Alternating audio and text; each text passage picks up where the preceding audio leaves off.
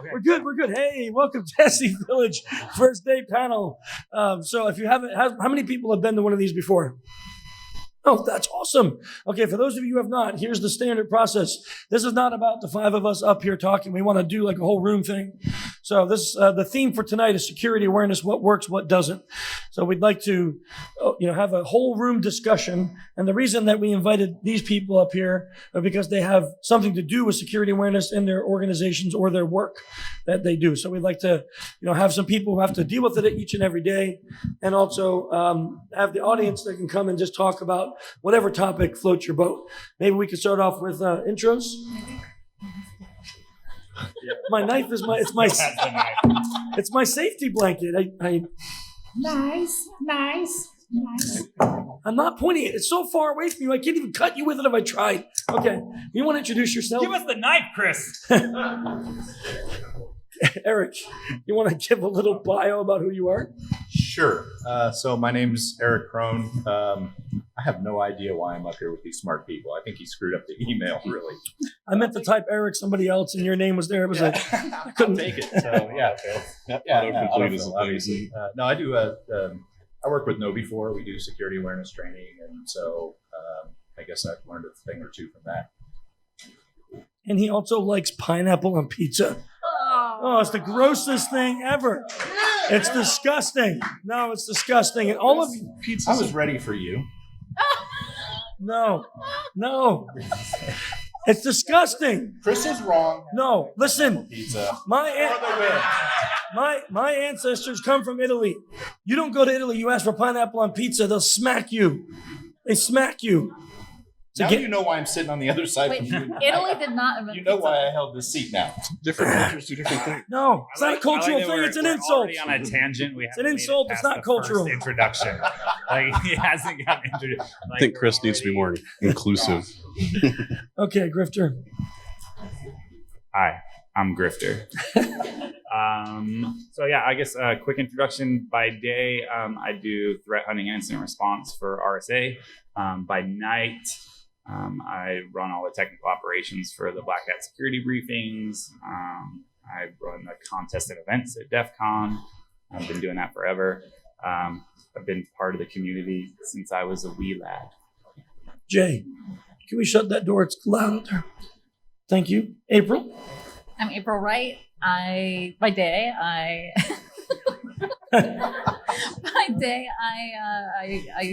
hope to build better software from the ground up. Not really at night, but other times I teach a class that I've taught at Black Hat for a couple of years with Jason Street called Achieving Security Awareness Through Social Engineering Attacks. It's about building or improving a security awareness program. And then the other half of that is about incident response for security awareness that starts with the awareness. Instead of awareness, we should drink every time we say awareness. No, we shouldn't. That's the theme of the topic. We won't make it an hour and a half. My name is Jamison. I work for a major FI. By day, I manage a team that does penetration testing. I helped found a red team at a major FI 11 years ago.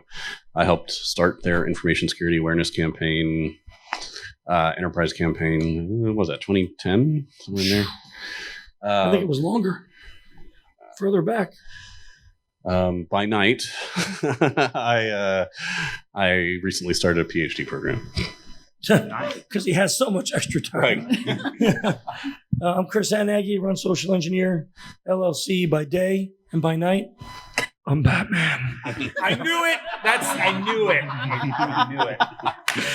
You opened it up for me. I did. I knew. I'm not Batman. No one wants to see me in latex. That sounds like what it's Batman really bad. would say. Yeah. I mean, really, it's not true. I mean, I kind of do. No. I'm Fat Man. No. Okay. So, it has nothing to do with security awareness. Anyhow, figured if someone has a question, that's great. If not, what I'd like to start off with is maybe just opinions on what have we seen as the largest fails in security awareness through our careers. Oh my God. Yeah. I mean, just pick one. There's a large fail that, people thought was going to be like the savior of security awareness. And it did not work. I can start with that. Yeah, please. All right, cool. You're looking at me. So I wasn't sure who you were looking at. It's fine. I'm a little cross-eyed. It's okay. It's you. Okay. I'm always looking at Grifter. Yeah. So, I worked for a company, amazing as that is. And I knew the security guy, very nice guy, very smart guy, tried to put together some awareness training for us. He's also a very technical guy, which is a very ugly thing. And so for the marketing department and all that, he tried to demonstrate a Wi-Fi pineapple, like pulling up the screens and looking at the PCAPs and all this kind of stuff. We all, including myself, and I love this guy, I want to throw myself out the window. I was like done with that training about halfway through, and we had to persevere through. So that was kind of the thing that stands out to me, is this highly technical person training non-technical people just went horribly wrong. So he went too deep with the technical training. Way too deep, because we tend to be like, as technical people, we want to dig in there. We're like, oh, check this out. And I got this and I got that. Yeah. And the people in accounting don't want to see Wireshark. Yeah. I don't know why, but I get it. It's fascinating. That sounds like a good fail. Yeah. Anyone else? I'm just going to take it a different direction and say that I think the biggest fail in security awareness is that yearly security awareness training became part of compliance. So everybody made security awareness training yearly. I think that's the biggest fail ever in security awareness. Well, all you needed is once a year, right? Sure. But not just once a year, but it's a computer based or a video where you just like have to click next. And you're like, just let me get to that stupid quiz at the end because I'll guess the answer. It's all good. I work out once a year, so that's really good for my health. It's the same thing, right? Compliance. It's the same thing. Yeah, I check a box. Worked out. Yeah. Done. Sorry.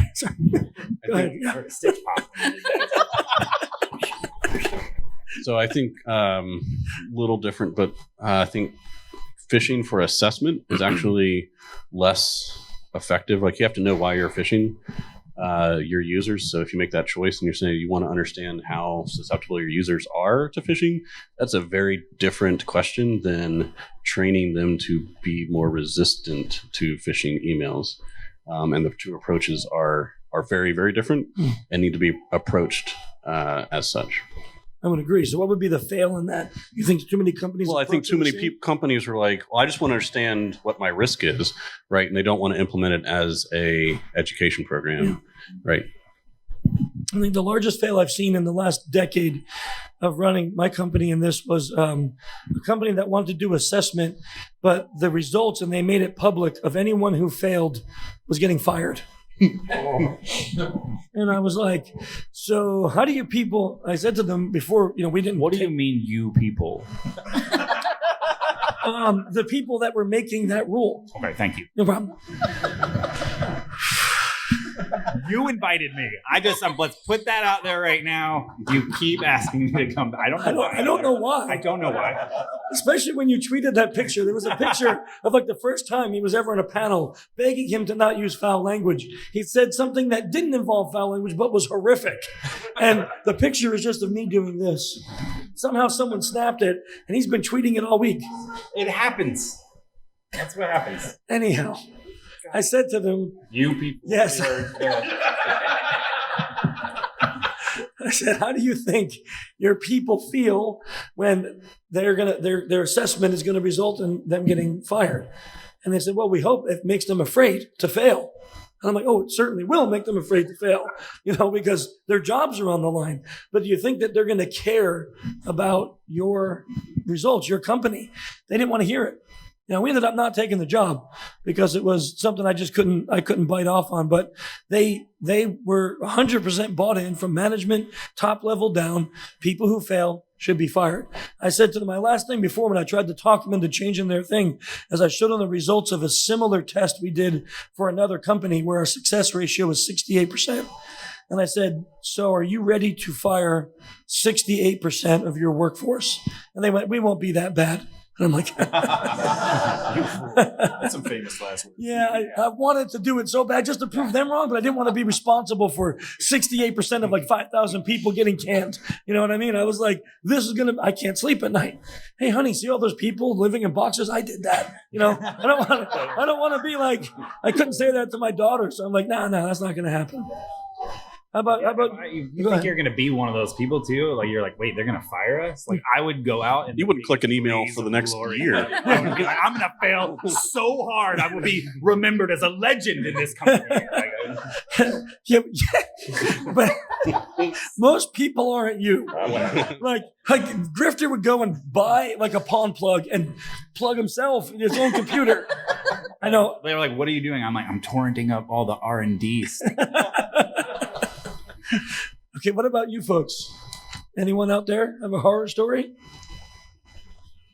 Not all at once. Yeah. Okay. My favorite was... Yeah, do we want to do a mic or no? We don't have a spare one? Use this one? Here. Where's one of my people? Colin, anyone here? Can you run a mic? Yes, I can. And just bring it back when Jamison. Jamison, I will share. So my absolute favorite was the company that I went into that did the annual training that was a PowerPoint presentation with questions. It was the same training year over year for 5 years, and everybody emailed each other the answers.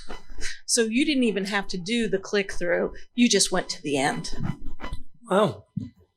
That sounds like a big fail. That kind of reminds me of when I was with DOD with the Army. We had it was like this is great, fantastic. we had about 4 years in a row that was the same DISA training, and it's just like, come on, you got to be kidding me. I mean, it's you know it after that point. You're just like, oh yeah, okay. Is it still the same old DISA? Yeah, man. I mean, the first year you're like, oh, this is kind of cool. They got to clear the desk, and by like the third year, like, dear God, find another desk or something, because it just got stupid. Yeah. Those clothes are back in style. Exactly. Anyone else? I saw another hand. Was that you, Jay? Jason? You sure? I'm going to start controversy and talk about if you get to the point where you're talking about you can't fire someone if they actually put it on leave. And I agree that at the very beginning. Right. But do you keep letting them do that? It's a great question. It's a great question. Actually, can you just repeat the controversy into the mic? Well, one of the things that I keep going off on is, on the very first try, it's like as soon as that person fails the first spear phishing attack or phishing attack, you educate them. You put them through a separate kind of training to let them know that, like, hey, this is what you did wrong. And on the second time, you give them a restricted access. It's like, and more training.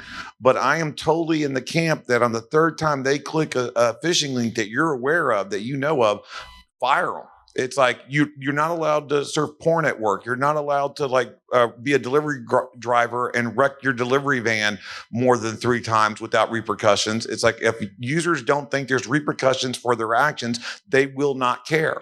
Yeah.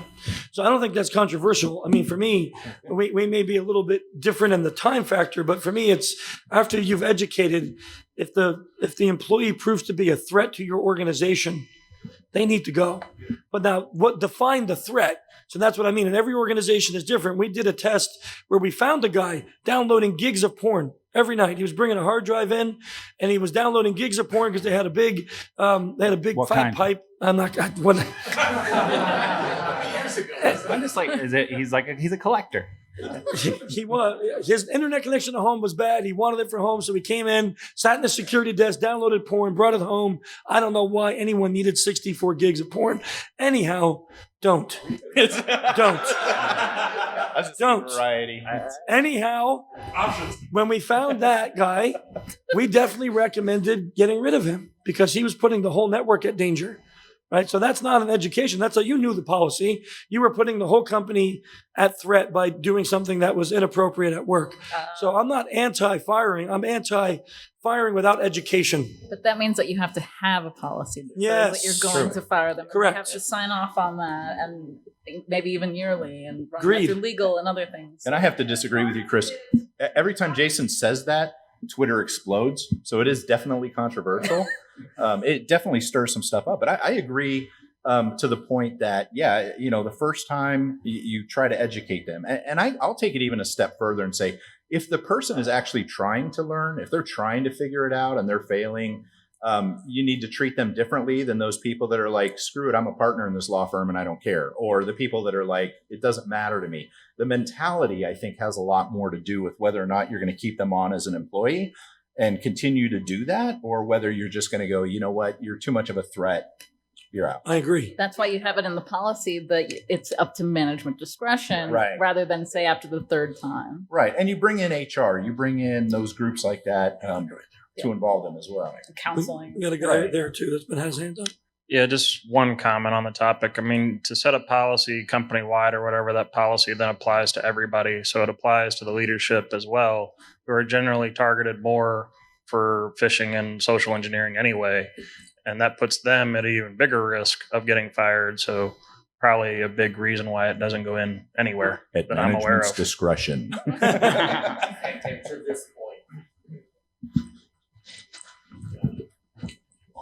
To this point, my hope would be that we get to a place where security violations are treated in the same way as sexual harassment violations, because we have the same kind of training regimen. We get to a point where we have the same kind of penalties for security violations as we have for oh, sorry, what? It's okay. For others. But to do that, just let me comment on that. To do that is you'd have to have I don't know if I can agree with that 100%, because to do that you'd have to have a very good education program that allows people to say, for you to say, I worked really hard to make sure these people knew the threat of phishing, to have a very solid reporting mechanism so people could report the infraction, and then have very good mitigation steps. If you have all that in place and now you want to start treating clicking on fish like sexual harassment, maybe. But man, you're talking about like companies that do the yearly CBTs or PPTs with questions that they can mail around, no reporting mechanism, horrible mitigation, and all of a sudden someone's going to get called in and fired because we're treating it like sexual harassment. We're also talking about phishing. Why are we talking about phishing and not other types of social engineering, like Phishing? or like fraud, financial fraud, where somebody has wire transfers or something like that. I mean, that could be a legitimate. There could be lawsuits. There could be all kinds of things when there's a lot of money involved. So my problem with consequentialism in any form or fashion is the concept of, one, how effective is your training? Because a lot of the security awareness training that I have seen is not very effective, because we're not going back and talking to the user as to why they clicked. I mean, because all of us have fallen for fish, and this is what we do. And then the other thing is, why are the users getting fish? Because if we haven't implemented adequate web filtering in the first place, so they're seeing a lot of garbage, it's IT's fault. It really is. I can't agree with that. Yeah, I can't agree with that at all. Yeah. I mean, you give me IDS, IPS, you want to use SPF, fine. I'm going to bypass it all. So don't tell me that IT is the reason why phishing emails get through. We're good at our job. The hackers are good at their job. They're going to get through. Let's 10 to 15% through. Yeah, I mean, we know that, but we block a ton of. Sure. I mean, you may block to 80%. Right. But if the 20% gets through and it gets through on the C level, I can't say that's IT's fault. I'm not willing to go that far. Right. You were talking about like failing, and what some of the, I think the largest failings for security awareness training is just that it's boring. Yeah. Right. I mean, like what we are lucky enough to work in a field that's actually incredibly interesting. So interesting that I won't tell anyone on a plane what I do. Right. Because like you sit down and they're like, what do you do? And you're like, nope. You should just say you're an accountant. Yeah. That shuts them down right there. I'm sorry if anyone here's an accountant. Yeah. If they turn out to be an accountant, and you're totally screwed. They're like, oh my gosh, now's my time. Like I like math. Let's chat. But yeah, I think like we happen to work in a field that is incredibly interesting to most people, and being able to put together a program that is interesting and maybe a little bit scary shouldn't be difficult. Like you talked about the pineapple and going through PCAPs and stuff like that. like maybe don't go through the PCAPs, but letting people know what a Wi-Fi pineapple is and what it does, it is actually kind of cool, right? And like, you're like, and you can buy this now, maybe.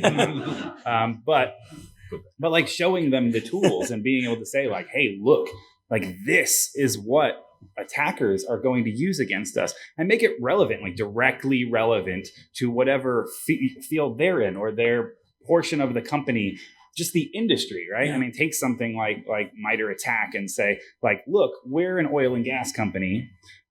These are the groups that exist currently that are targeting oil and gas companies. This one's based in China. This one's based in, like Pakistan or whatever. Like, like this one's based in New Jersey. They're like, so, but take those groups, those APTs, right? Take them and say like, look, this is how they come at companies like us. They use these tools to do it too. Check it out. I'm going to show you an example of this tool working in an environment like ours. Yeah. And, like, that's incredibly interesting stuff. I would watch that. Right? Making it relevant to them is as much about making it relevant to their personal lives too. So teaching them how to protect their children, how to protect their families, how to protect their elderly parents or whatever, like that helps them learn about the things because it actually matters to them because they don't really care about your data. So if you can teach, that's true. Yeah, it makes me sad. But if they care about their data, so if you can teach them the principles as it relates to them, then they will bring those principles back, hopefully, to work. And spread them, right? So we actually do this, right? So we teach a 4-hour class that teaches folks exactly what Grifter was talking about, which is here are the threat actor groups, here's what they're called, here's how they work, here's some of the tools that they use. Oh, by the way, here's how to use them and play with them. And then we do the end is here's what you can do to help protect yourself, protect your family, right? And then the people take that and they not only internalize it, but then start to spread it, become viruses within the organization, spreading the good word as opposed to kind of this negativity. We've seen that work fairly effectively. But echoes the same kind of things you guys. When you're talking about the different like APT groups, don't use like APT 46. Like use the CrowdStrike. Right, like, CrowdStrike. Irritable wombat. Right. Like you're like, oh shit, that sounds. Oh, I did it. I swore once. That sounds bad. I did. So one drink. Yeah, I agree completely. Getting the people, making it relevant to them makes a huge difference in it. So if you talk to people about stuff and you talk about, hey, have you guys heard about this scam that's going around where, your social security number's been suspended, right? How many here have gotten that call recently, right? I've gotten it twice since I've been here. All right. I'm sorry. I'll stop calling. Right. So I can't keep them on the phone past the point where I'm like, great, can I quit paying into it? That's when they hang up. But if you start playing that and you start getting them interested in things like that, then when a friend gets that call and they're like, oh, no, don't do that. They feel good about the things that they've learned. It's got to be relevant to them. It's got to be kind of fun. There's got to be like a sexy piece to it too. Like you said, don't call it APT, whatever, but fancy bear. Yeah. Fancy pants. No, something like APTs are never. Irritable wombat was a real one, but fancy pants. APT group was fancy pants. I'm starting it right now. Constipated honey badger, right? Can I interrupt for just 1 second? You may. So wait a minute, you're telling me that Social Security thing wasn't real? Yes. I'm sorry. I'll stop calling you now too. Actually, we talk about things like that, like those calls that you get. If you want to make people aware of those things, again, like use like real life examples, but also if you say like, hey, today we're going to talk about the type of calls that you would get where somebody would potentially be trying to get information out of you or scam calls and that kind of thing. Here are 10 ways to screw with that person. Like all of a sudden everybody goes, wait a minute, what? And you're like, yeah, if you can keep them on the phone longer, they're not messing with someone's grandma. So here's 10 ways to mess with the scam caller when they call you just for fun. Like suddenly they're like, all right, I'll listen. This seems cool. But how do you tell people about those things during that once yearly video? Right. Well, it's a continuous education. I think, it's just my opinion, but you can't do the video thing. Like that's where you hire people to come in and do different types of training where they come in and do it in person. And this is an in-person training, right? Have people who are they could be within the organization too. I don't like you don't have to bring them in from outside, but be like, we're going to go grab some analysts from the SOC and they're going to come in and tell you stories about the stuff that they see.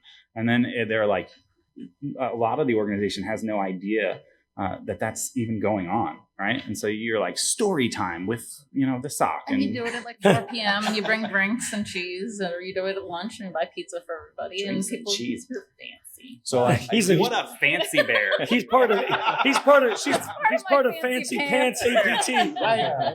No, I do have to disagree with you on that though, because I think you can do. I got my foot on area. No, I think you can do. I think you can do good training even through CBT, but I think it has to be done right. Gamification. You have to gamify it. You have to have. It has to be interesting. You can't do it for an hour straight. That's my opinion. Hour-long, CBT is going to be horrible, but you can break it up. You can have a little bit of fun with it. There's some new ways of doing this that it's actually just kind of like telling a story. And I'm not trying to get all company here, but we did one that's 12 episodes. It's designed to go throughout a year. They're like 5-6 minutes long, and it tells a story. And at the end, they're like, yeah, maybe you shouldn't give your badge to whoever just asked for it up front. And it actually gets people interested. So there's ways to do it that you don't have to bring somebody in all the time. I think you have to mix it up. I think you have to sometimes do in person. You have to sometimes do a PPT. Or whatever. You have to sometimes do a big CBT. Well, why are you PPT with answers attached? Yeah. I think what a company has to commit to is doing the minimum. Right? There's compliance-based stuff that you have to do because X, Y, That's Z. happening. Right. So it's a commitment to being willing to go above and beyond that, and that's really the difference, right? Is whether I'm trying to check the box or actually trying to improve my customers. And you have to have a way to either make it, if you can't make it mandatory, you have to make it interesting or valuable to them. You could just start off the year by being like, if more than 25% of you click on this link in a phishing email, I'm going to kill this kitten. Okay, that's a bad idea. But What? I'm going to do something. I'm going to do something I never ever do. I'm going to agree with Erich, even though he likes pineapple on pizza, which is a sin. But here's what I'm going to agree with: is I've actually seen CBTs used well, but the way it was done was what he said. They're 2 to 5 minutes max, and it's after you've been phished, so you get phished. You click on it, and now it's a relevant piece of education on what you just did bad, because now your brain's going, oh, I should pay attention to this. I just did a bad thing. Or you answer the phishing questions and you get a CBT. But I agree also that if you say, hey, it's once a year, watch this hours of video so you can be prepared 8 months from now. Well, also never going to work. Them that it's once a year, because then they're like, well, now I don't have to care Right. another year. Right. Like, I mean, we get occasional thing like the company sends something, I get an email, and I'm like, that's clearly phishing, right? And I click the report phishing button, and it says like, congratulations, you have successfully identified a phishing email for this month or something. And I'm like, I don't know if I saw one last month. What did I? But it made me like I was like, well, You clicked that one. Now I gotta look, right? But if you think like, okay, if it said you have successfully found the phishing email this year, like that, you're done. And you're done. I found it. You're done. So one of the This things, guy had I'm sorry, go ahead. Well, I was going to have the PR girl give you her take on that. My question was back on policy, but we're well past that conversation. And Sean had Great. We're talking about exciting things, and you want to talk about policy. Oh my God! I can't get my customer to actually put in fire them. like actual fire. I like fire. Yeah. So Get rid of that. Eliminate. Elaborate. Hold on. yeah, Get rid of that guy that just did it 3 times. I can't put him in. Right. well, that's probably because of everything that was mentioned. You got the policy has to be clear enough that you're not just going to be firing C-level every time they fail. It has to be clear enough that you have everything else in place that firing is justified. And there has to be an out. Let's face it. There has to be a way Right. out, man. You can't- Discretion. Yeah, you can't make it that as soon as somebody clicks, they're canned. It just doesn't, that's not logical. It's not reasonable. It's not intelligent. Grifter said it was okay to burn kittens. I What? didn't say it in You did. She got it out and whatever. So I'm just listen, gonna say everything. do now. not use the torturing kittens method of security. I love kittens. Kevin, I- does it work? Yes. I'm a cat person. If somebody threatened a cat, I would be like, Every time I've used it, it works. But you're hurting a cat, Okay. and it's We have only so fun for a few minutes. one of the things that we teach in our class is creating like some sort of a fund that you have quarterly. Let's say it's So you all kill a cat together? Why? Is this a group event? There's nothing to do with cats. It's about Yeah. money. It's about hard, puppies. stone cold I'm cash so mad at that you offer to somebody Don't tell her. who has the most points at the end of let's say a quarter. So you get 1 point. You get 1 point for reporting phishing. You get 5 points for reporting somebody without a badge. You get 10 points for reporting phishing. You know, you come up. stitches. Yeah. I got this guy. I get the 5 points, right? Trying to give me bars? Snitches get money. Yeah. So I do like that though. Like, yeah. Who's got the mic? Gamified with a I've seen Oh, that. this guy again. I've seen that go pretty well, actually. I've seen them tie it to people's like bonuses where it doesn't detract from them every year. But if you are improving or you're above a certain amount, then you get an additional annual bonus. That's the way you do it. It's not detraction then. It's actually a positive thing. That's So I click the report carrot, not phishing the on stick. every email. my current customer is getting hit with $350,000 in GDPR fines right now. I said split that in half and start handing that out to your EU to your EU employees, saying, "Hey, you guys cost us 350 grand last year." How can I get in on that?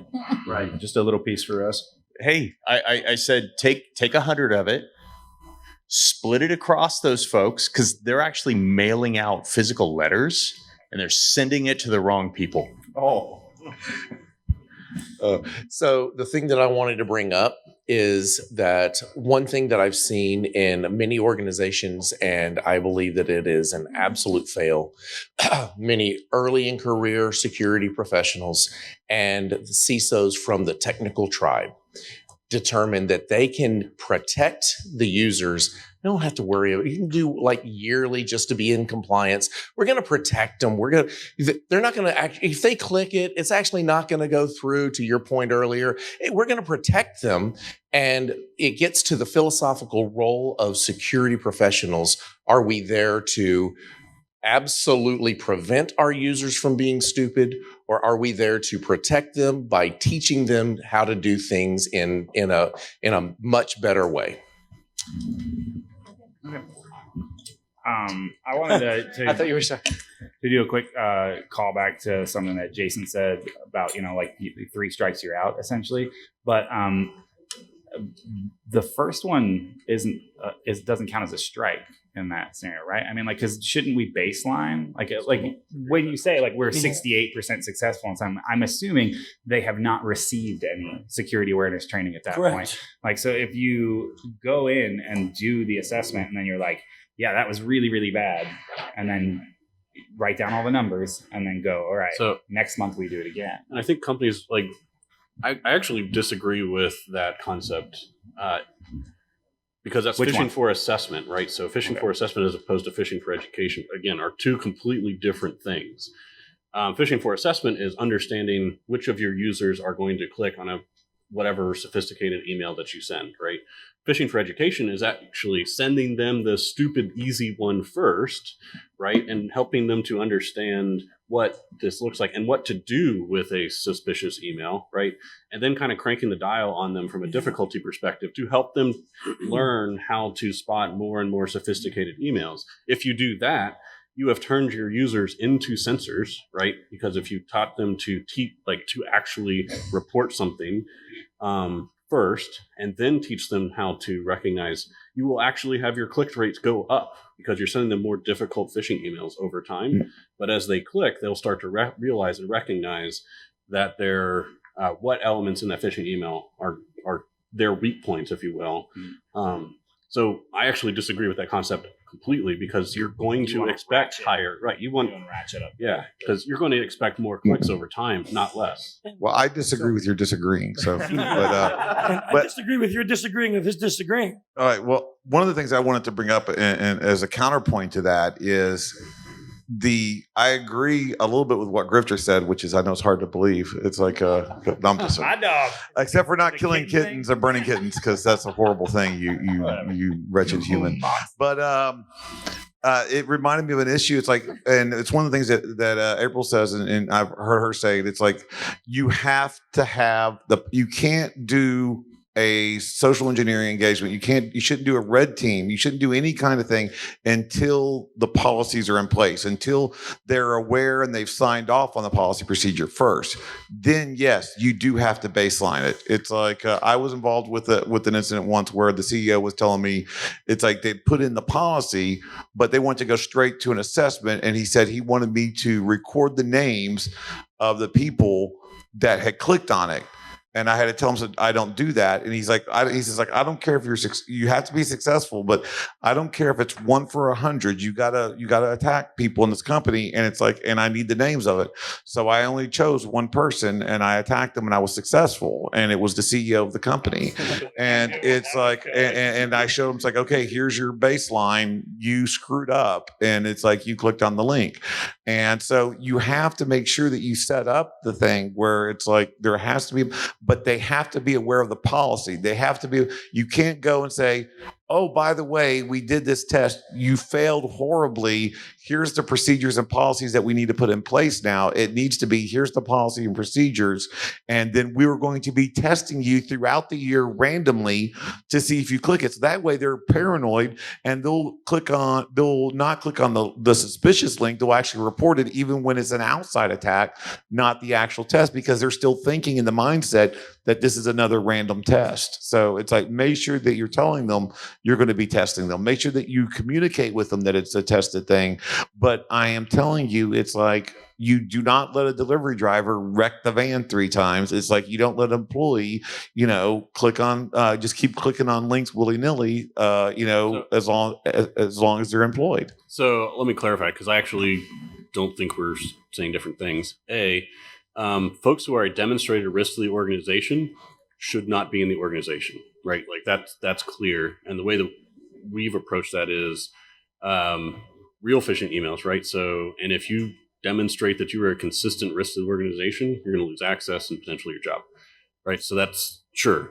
But I think that's separate and distinct from the training plan and the training program, right? Because telling folks, yes, we are going to send you phishing emails every once in a while, and here's what it's going to look like, right? We actually send them an example of what that's going to look like, and then ask them to prove that they know what to do with a suspicious email by sending the email that we send them that tells them we're going to be phishing them to our reporting function, right? And at that point, hey, they know what they're supposed to do. They've been informed, right? And at that point, we just start cranking the dial on them from a difficulty perspective. But yeah, folks that are demonstrated risk to the organization probably need to at least lose access to anything that could make them a threat and potentially to the organization as a whole. We have a lot of data about phishing, and we've talked a lot about phishing, which is actually making me a little angry.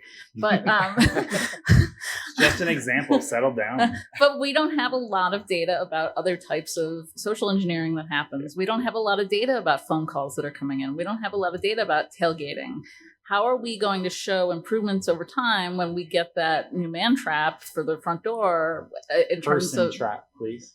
I actually normally say person trap, but wow, in the interest of wow. I'm just being a dick. You guys know. Hey, What? Is that a swear word? No, just getting you going. I'm gonna make April mad because I'm gonna talk about phishing one more time. So we can't. I mean, without metrics about all of the things, without getting information from your IR team about how many incidents are the origin of social engineering, whether it's phishing or phone calls or something else, without that data, we can't make informed investments or education or role-based training or anything like that. We need more data about things that aren't phishing. Well, that is really tough to capture, though. That's a problem. Phishing is easy to capture. Sure. But once that phone call happens and that person's off the phone, you don't have a record of that necessarily. You may have the phone call in or something like that, but with the phishing email, you have that information, you have whether they clicked or whatever. But a lot of times you don't know what they said when they were on that call. As Chris demonstrates every year in the CTFs, people give up a lot of information. They may not even realize they're giving up that information. So I agree. I think it would be great if we had more information on that, but I think it's extremely hard to capture at this point. And I think the reason we focus on phishing is because, depending on whose data you use, right, 80 to 90% of cyber attacks start with a phishing email, and the remaining doesn't start with any form of social engineering, really, right? Like, so the non-phishing methods of social engineering is really the tail, not anything else. And you want to solve for that large percentage first. Not that I've seen it. Yeah, Is there any trend that is coming off of? Phishing is being used more, but not as a primer.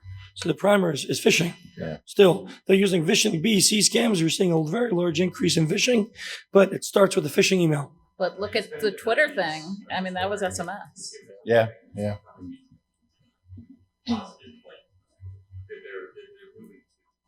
Getting spammed now. And we have a question over here. Yeah, just wondering. What's this a can spam? be. Sorry. Like smishing. Oh, smishing. Okay. All right. Sorry. That's a word I know. Okay, we got it. Shh. Okay. Okay, thank you. Please, question. Don't give him any more drinks. This can all be a lot, I think, for end users, and sometimes I think we might get wrapped up in all of the inside knowledge that we have. So just wondering, what do you all think is the one thing that you wish end users could really grasp and keep? What's the one concept? For example, microwaves. The one thing we all know about microwaves. Doesn't matter if you use the potato or the pizza or however many, the clock, you don't know, it doesn't matter. The one thing that you need to know is to not put metal in their microwave. And we got that. Most of us, we're pretty good. And if you mess up, you really remember not to do it. So that's the one thing that we need to know to operate a microwave, even though it has a million settings.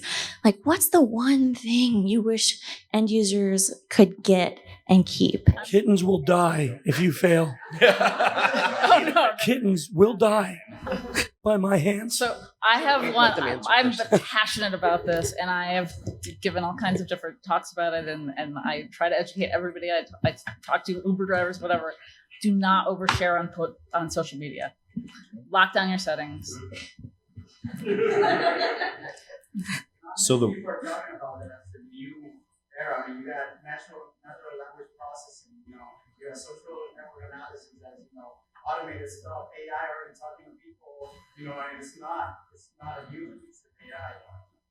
So one of the things that I always try to tell people when I'm talking to them is, remember, if anything gives you an emotional response, whether it's an email, whether it's a text message, or whether it's a phone call, be very cautious. Because most of the time when it's a social engineering attack, there's going to be that sense of urgency, and there's oftentimes going to be some sort of other tweak on emotion. So if you feel emotional, take a deep breath, look at it closely. We're going to kill this kitten. That's right. Exactly right.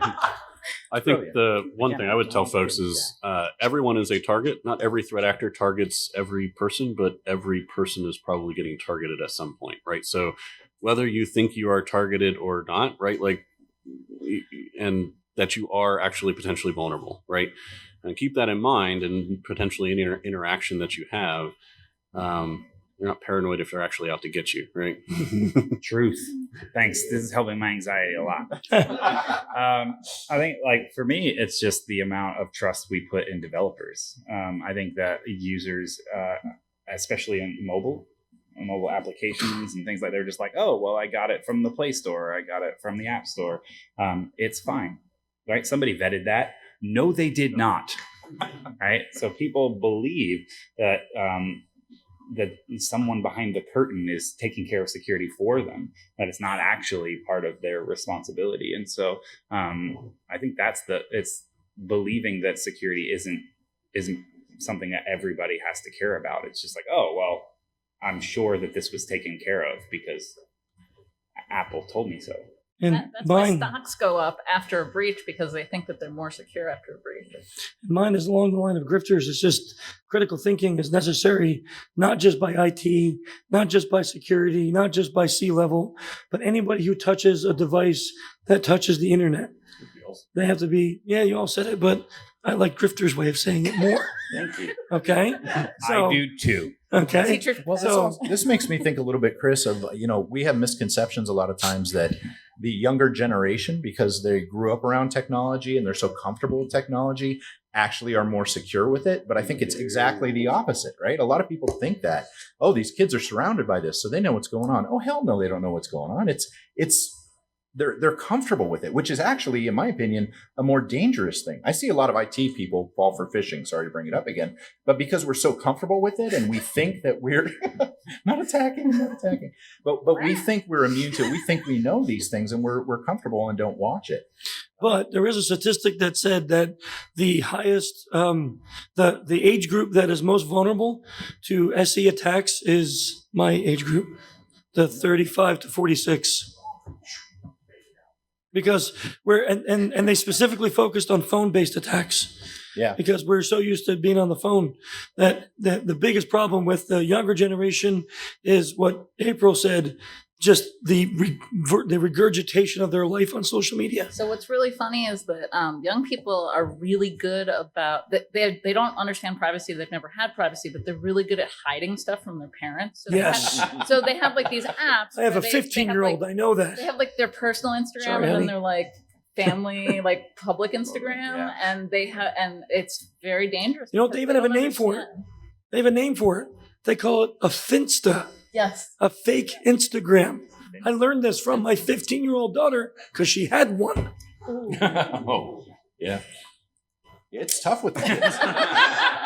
It's tough with the kids. I've seen kids, you try to cut them off from Wi-Fi at home, and what do? You go to Buffalo Wild Wings, and boom, they're connected to that Wi-Fi. There's Wi-Fi everywhere. Everywhere. Yeah, they're totally. I mean, it's amazing. Every 15-year-old is like the smartest terrorist on the planet because they can bypass any protocols you put in place. It's ridiculous. Yeah, that's. I mean, I have I have 3 kids, all younger than the age of 12, and like sometimes. What are their date of births? What's that? Oh. Oh, sorry. Do you want their mothers? Maybe. Yeah.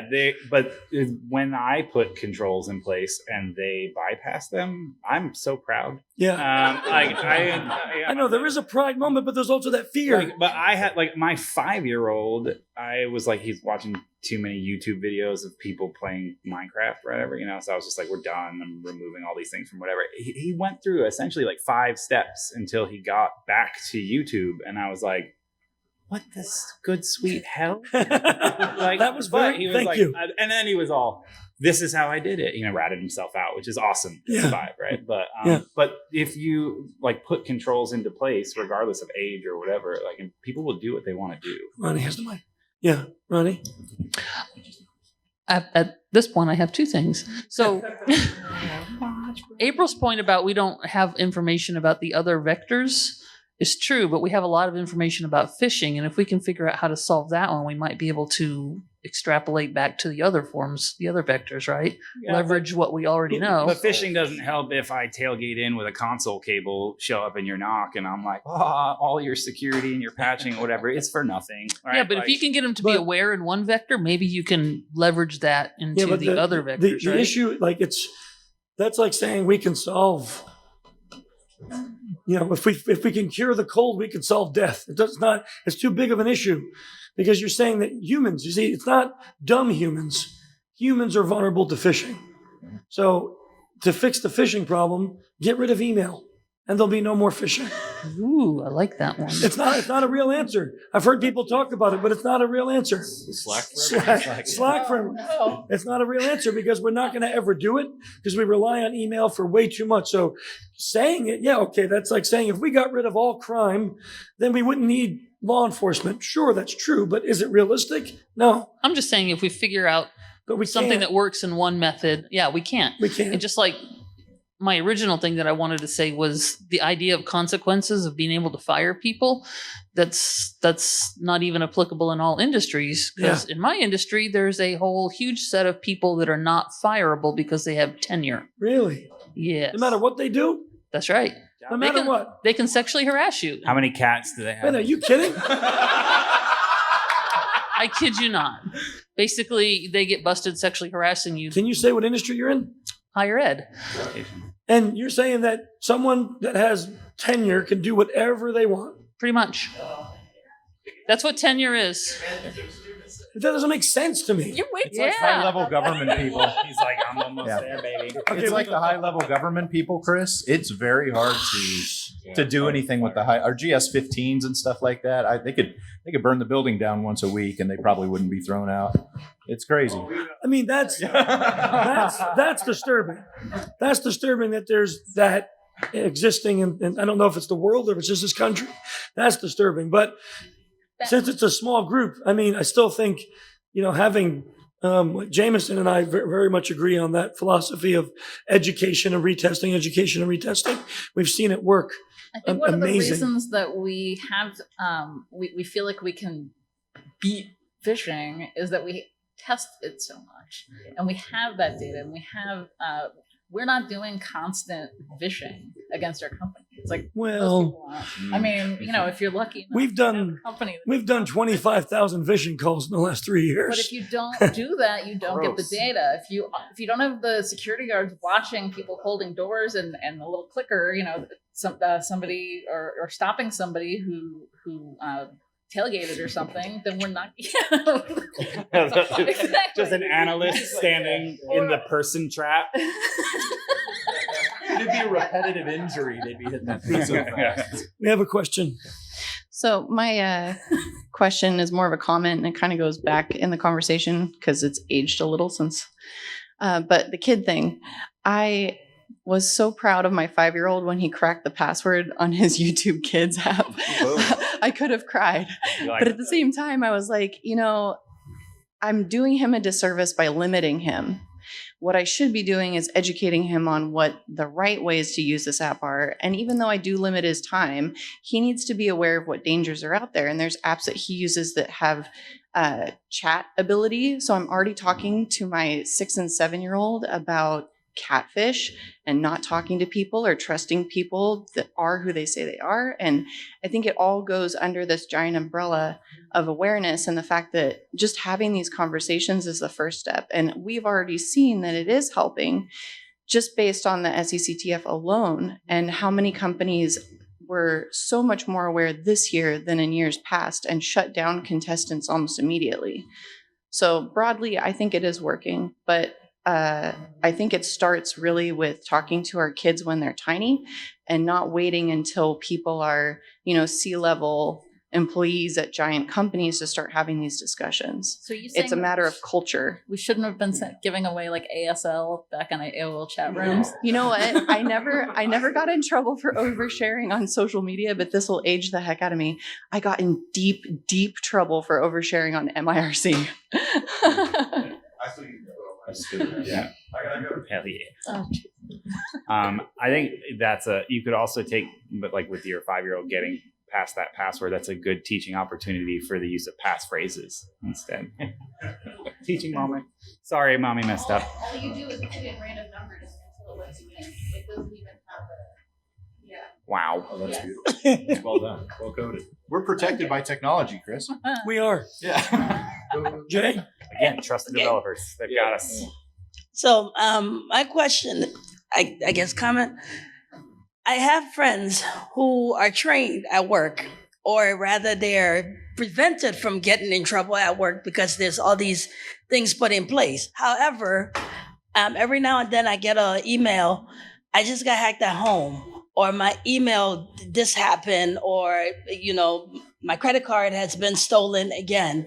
And even though I tell them what they're doing wrong, they're not listening because I'm not the person doing the phishing calls or the phishing calls or whatever to train them. How do you, I guess, get the behavior at work to translate to home? Because people might be doing more, and they might have that relaxed attitude at home where they're doing more there. So they repeat the same behavior that they're supposed to be trained from, because at work, they have like a certain, I guess, protection, or they're being rewarded for doing good, but at home, they're not. So I think you can tell them, I guess one thing would be, if I'm targeting your company and I can't get into your company, I'm coming for your home. And then hopefully you'll carry that into the company for me. So, I mean, that training should go beyond the walls of the building that you're sitting in. And I mean, many of us, I guess, work from home, right? So, so the security matters even more in that case. But yeah, I think it's that attacker doesn't care whether their ransomware hits your work computer or your home computer. They just care about their $300, right? So, but that's not up to the company. That's up to the user, right? But you're asking the question: how do we get it to work at home? The person has to translate what they learned at work and go, "Oh, hey, that's a phishing email at home. I shouldn't click on that." You infect them with ransomware at their house. Yeah. So I don't get it. You can give them the pass. No, stop, Grifter. Stop. So what I think is that you don't teach them about the controls that are in place. You teach them about how to protect themselves at home. Don't teach them how to protect themselves at work as much as making it relevant to them. Teach them how do I talk to my kids about social media? How do I lock down my router? How do I turn on a guest network? Like, you teach them these kinds of things, and then they bring it back to work rather than the other way. I think that's better, more effective. Yeah, and I think the whole idea here, we got to look a little bit deeper with the training piece. You really shouldn't be training people just to have an action, but you should be training to change behavior. And if you're actually changing their behavior, if you're doing a good job of that, it's going to flow over into other parts of their life when you do that. So it's about creating a culture, and it's about creating that as opposed to just when you're at work, these are the actions that need to happen. If you're doing it well, you will change their behavior. Right. We're stopping a bad habit. Yeah. What they have are bad habits. So we're trying to change the habits rather than actually just teaching them something. Like, we're trying to correct them. Yeah. Hey. Yeah, that's a bad habit. Down in the front. Never. Oh, we'll never stop. Not until it's eradicated from Earth. Oh no. Yes, sir. I know, like April had mentioned and others, it's not an IT thing. It's not controls. It's a cultural. It's a behavioral. That's why I get so upset. Initially, you guys were talking about fails. Awareness training is not an IT thing. It almost always falls in IT slap, but it's not. And the story up there was so boring. You got this purely technical guy. No one's going to pay attention. It's not applicable at home. My kids have circumvented controls that my employees can't or haven't. Kudos to them. But again, it's a cultural thing. You've got to change the whole. Talking about tailgating and everything else, you need a happy paranoia to have people more aware of that.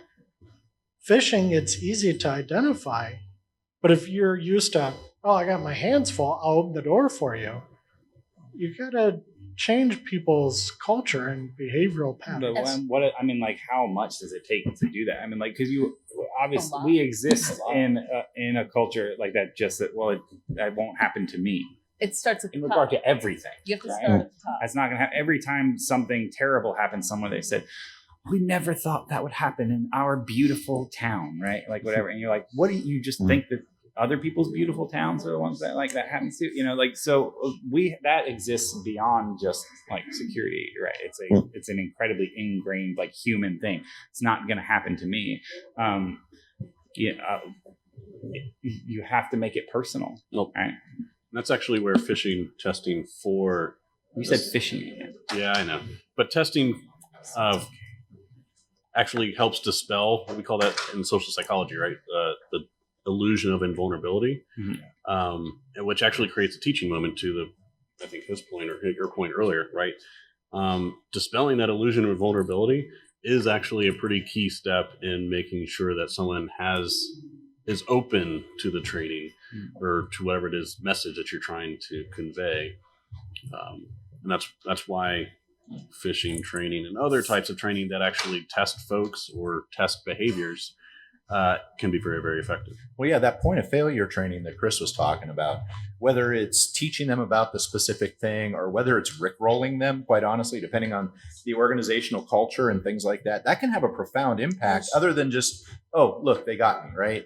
No big deal. But if you throw something at them like that, that's going to force them to do that point of failure training, and it's relevant to what it is they did, then at least they feel like, oh, crap, I got, but they're teaching me how to fix that. Yeah. And that goes a long ways towards goodwill too, I think, a lot of times. Instead of just these guys are out trying to get me, it really reinforces we're trying to teach you. I agree. You look like you're just bursting. I was getting something. this is so funny. So I was getting my hair done, and the lady that was doing it had her identity stolen, and they got everything. They got their email, their social media. Like I think they got banking information on other stuff too. She knew more about security from that experience than like most of the junior SOC people that we will ever interview. She knew about like two-factor. She had that turned on everything. She knew about complex passphrase.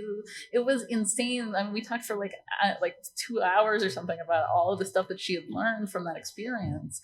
But it's unfortunate that she had to have such a bad experience. But when you do have a negative experience, it's going to impact you. You're going to learn from that. You're going to be like, oh, it can happen to me. I bet she's an advocate now too. She teaches. She talks to everybody about it. That's true at a corporate level, right? I mean, like you go to your organization, you're like, yeah, we need to upgrade some things. We also need to put this in place. We need, we need endpoint solutions across the entire organization. We need full packet capture, and they're like, that sounds expensive. You know what's expensive?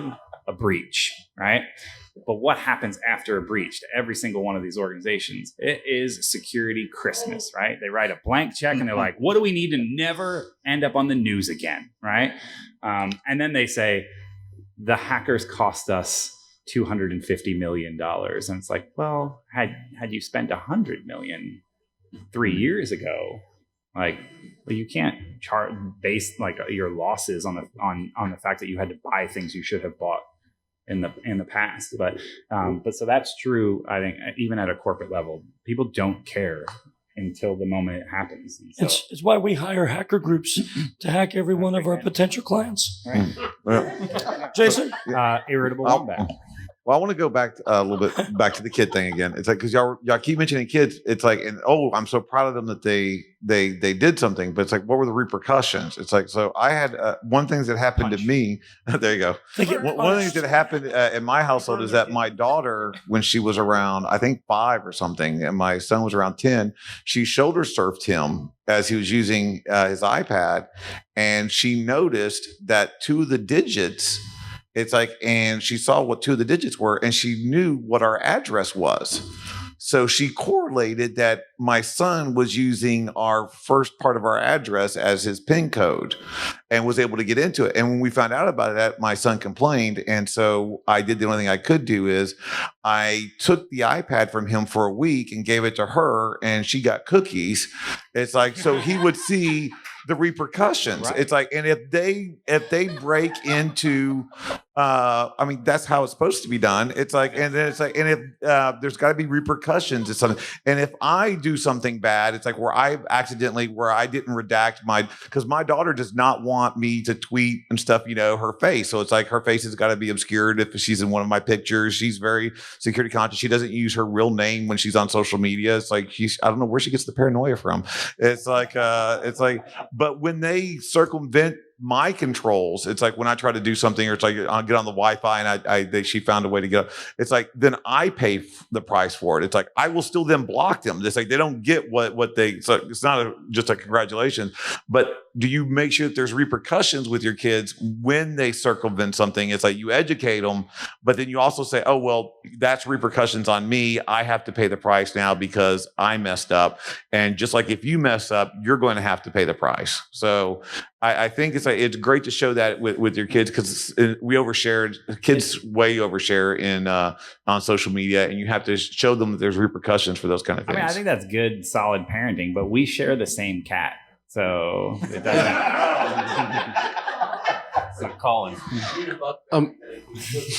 I like the cookies. But yeah. Just for burning. No. I had a thought because we got on a track of how we actually educate them, and then we went back to the beginning again. So I'm going back to the future. So where we go back to the future. Yeah, it doesn't matter. But one thing that I found interesting is that I used to get excited about talking to security things about my friends, and their eyes would glaze over and they don't care anymore. But one thing that actually made an impact is there's a comedian out there, I think he did a TED Talk and he has YouTube videos, who talks to phishing scammers and to vishing scammers, and he records his conversations and does it back. And we had a conversation. They're like, "Hey, Colin, you do this stuff. What is this?" And we stopped every 3 minutes and pause and explain something. And if we could do that in a company, not only are they entertained because he's hilarious, but they're actually learning what the different facets of what the scammers are trying to do are. So if we can bring that, give them homework, send them YouTube videos, but break it up and point out, hey, this is where, because he puts it up on screen, this is what you need to look for, or this is what he said that you need to watch out for. If we can do that, not only is it entertaining for the people who are watching or reading it, but you could use it educationally in a company, and you're not violating any code, you're not making people upset, you're simply entertaining and educating them at the same time. Yeah, I think Why haven't you brought up gamification? Yeah, we said I game. did. No. I talked about the point system. Yeah, thanks for not paying attention, Jason. I know. Thanks for coming to the panel. Dude. Yeah. He just walked in.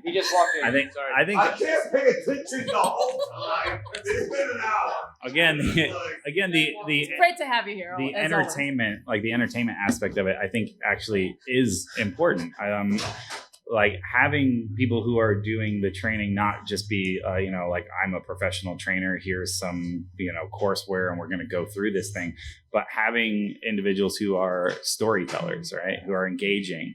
And that, I think, I'll embarrass you guys now. Chris, Jason are both incredibly popular speakers at hacker conferences all over the world. You couldn't even get into their talks today because there were lines out the door. That is because of their ability to make the real world situations, accessible to not only seasoned security experts, but also people who are just coming into the field. And they do that with passion and with interesting stories and relatable things that make the person who is just starting out and the person who has been doing this their entire career actually care, right? They're like, okay, I think something you both also do that is important as part of a security awareness training is, as I've seen both of you always share the failures. You started with failure, but you always start with your own failures. And when you do that, you immediately make yourself relatable to the individual that you're training or lecturing, in this case, from a stage. So when you're doing that and you can make yourself not the security expert who's lecturing me about the thing that I'm supposed to do,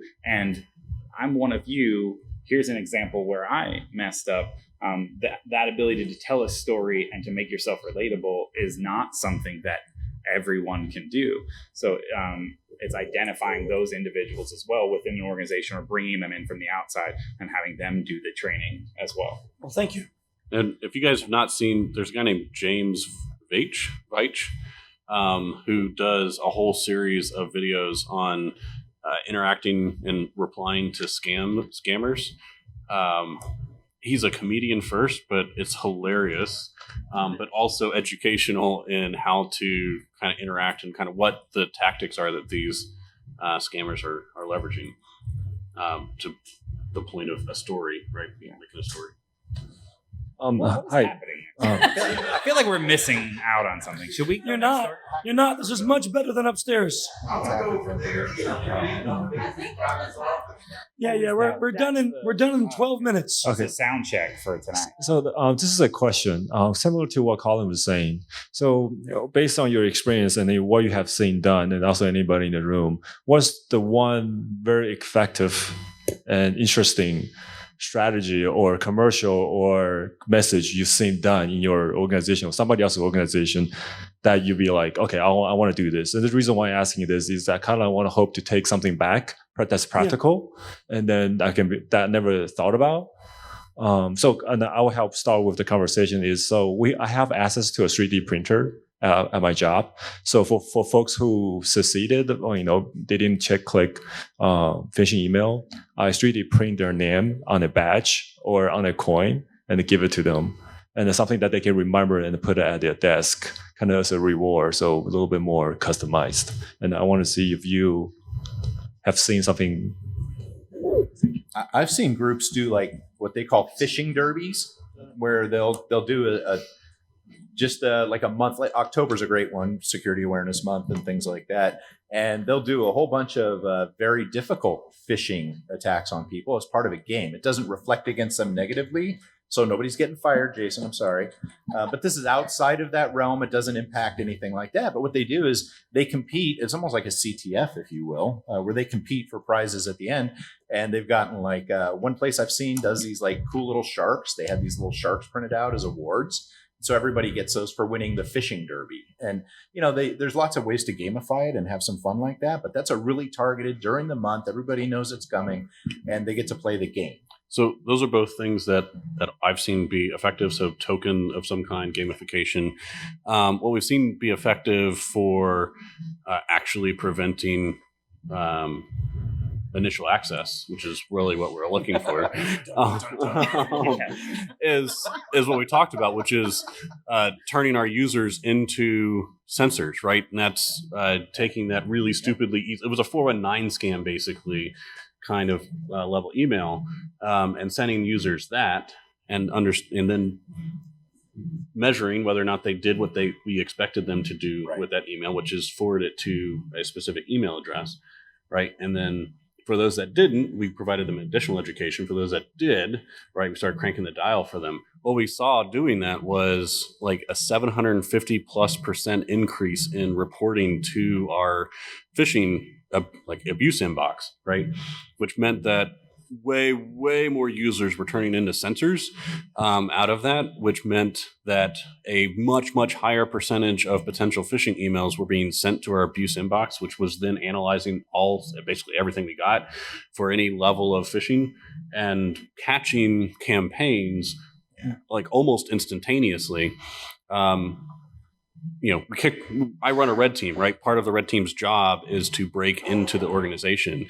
We saw our success rate plummet after this because of we basically turned all of our users into sensors, and that has proven to be effective over time to the point that it's really absurdly hard to get initial access. People really underestimate how much threat intel you can get from a large body of users with respect to phishing campaigns that are targeting your organization. And we've had campaigns where we've sent like 20 emails into an organization or less, right? And one user forwarding that to our abuse inbox unravels that entire campaign and wastes essentially hundreds of man hours of work on the red team. Person hours. Please. Get tied up in that person trap. But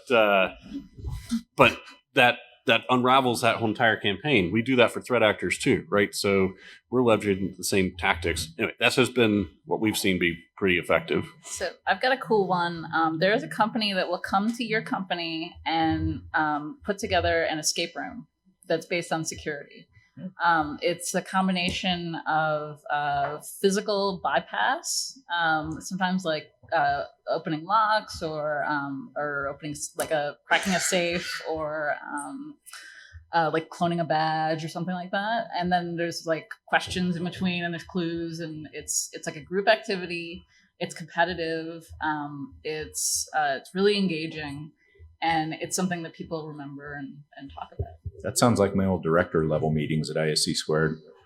I don't have a specific one because I can give you one for hours, right? But I think the mantra that I've seen be effective is to reward the strengths and train the weakness. Mm-hmm. So anytime, whatever reward works. I've seen really stupid things. Like we had one client that bought a plush Nemo doll, and whoever clicked and whoever did not click and reported the fish first in the month got the Nemo doll at their cube. Never saw like 1,000 grown adults fighting over a stuffed fish because they wanted to be like the king or queen fisher for the month, right? I've seen other companies hand out little bags of Swedish fish to the people who accomplish a task for the month. Did they just trade that among each other? Like, here's the fish. I don't know. Here's the fish from last month. I didn't do it, but I think that it was things that rewarded the positive always seem to work much better. You know, and you have to just determine, because it's easy to sit up here and say, oh, we'll do this or do that. But what if your company has 200,000 employees? Then can you bring a speaker in to talk to 200,000 people? Maybe you can't.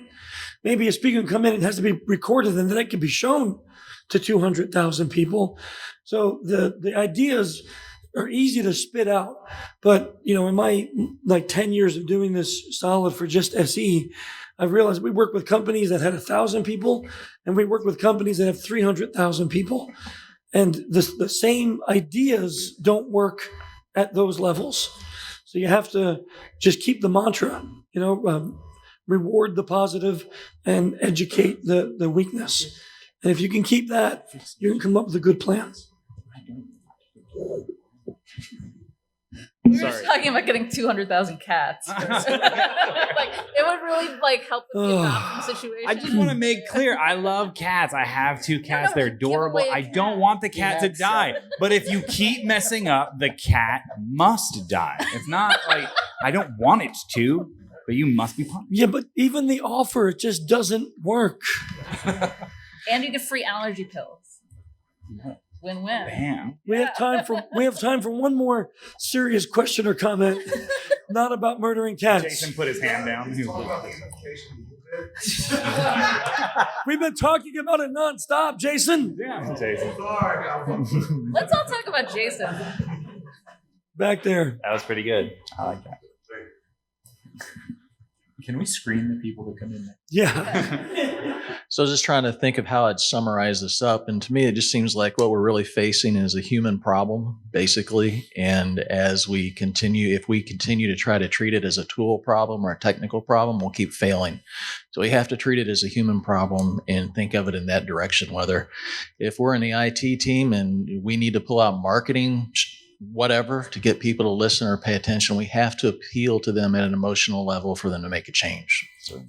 So I'm going to say that it's a hybrid problem. Yeah. I think that you have to have some combination of controls, technical controls, as well as policy controls and administrative controls. And then I sound like I'm taking my CISSP, but you need to, and then you have the education piece. So if you can have an email that's labeled as external, that's a good technical control. There's still the human element of failure there, but it's something, and it helps. And you can sign up for lists, and you can have the blinky boxes, and you can have all that. But relying on them is the problem. So it's a hybrid solution, not a human problem or a technical problem. Well, there's a human part that needs a human solution, and then there's a technical part also. The things have to be there together. They have to be in layers, because we know that no matter how much training we're going to give people, they're going to click on things. It's going to happen, but I'd rather happen once than 30 times in a month, right? So but you got to have those other things in play afterwards as well. And how tall does a baller need to be for the CISSP question? I'm just wondering, how far from the scope? How many lumens does a light have? So I forgot. Man. That's our panel on security awareness.